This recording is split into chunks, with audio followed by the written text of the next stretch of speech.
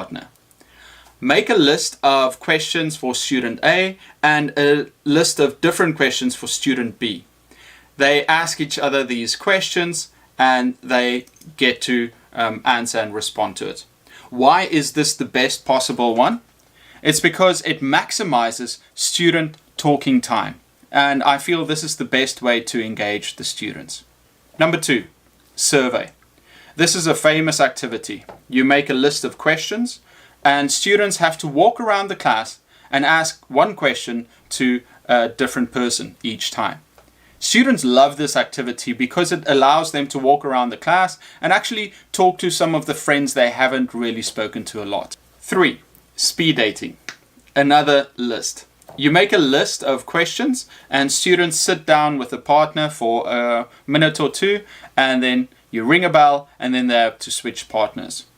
What makes this different from a survey is that it's not only one question they have to ask, it's a few questions.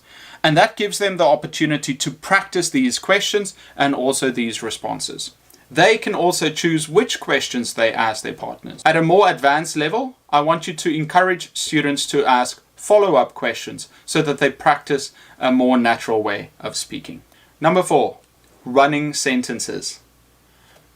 Students have to continue a sentence or an idea or a story.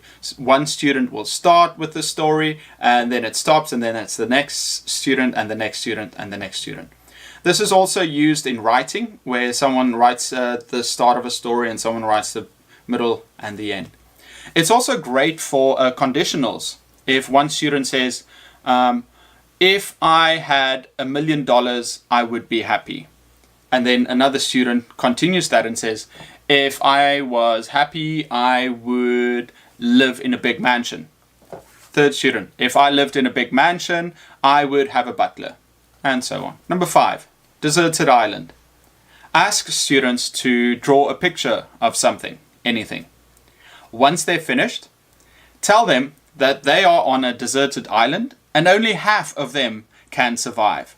They have to try and persuade their friends to pick them. Give them some time to prepare by writing some reasons why they should get picked to survive. And then once it's their turn, they should plead their case. Students really like this. They draw something, it makes them imagine it. And then also because they're actually fighting for their lives. Number 6, taboo. Taboo is you give students a word, let's say politics, and then they should try and explain this word to the other students, but they can't use these words. Sometimes you can put it on a projector or you can put it on the screen in front. You show them a word and say, okay, listen, you can't use these words. I prefer using cards. I've got a whole stack of cards that I use. I think it's an easy way to put students into groups. What you want to do with most activities is you want to scaffold it. So what I do is first I start off and I say, okay, everyone, explain this word to your friends and you can use these words to help you. Then after some time I say, okay, stop. This is way too easy for you guys. Now let's make it a little bit more difficult. I want you to explain this word, don't use these words. Why do we scaffold?